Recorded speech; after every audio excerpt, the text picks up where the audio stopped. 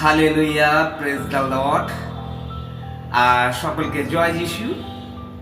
আজকে আপনাদের কাছে একটা কথা শেয়ার করতে এলাম। যদিও এই কথাটা খুব প্রচলন, তবু আরেকটি বার বলতে চাই।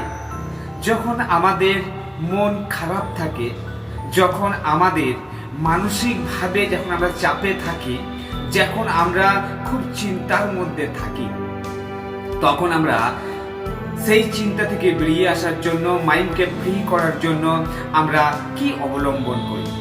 আমরা সেই সময় অনেক রকম পুস্তক পড়ে আমাদের মনকে পরিবর্তন করার চেষ্টা করি।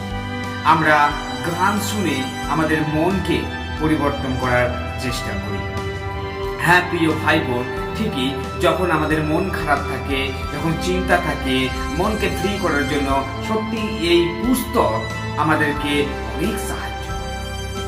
কিন্তু আজকে আমি বিশেষ করে বলতে চাই, মন পরিবর্তন করার জন্য আমরা অনেক রকম পুস্তক পড়ি আমরা, কিন্তু জীবনকে পরিবর্তন করার জন্য কি করা উচিত?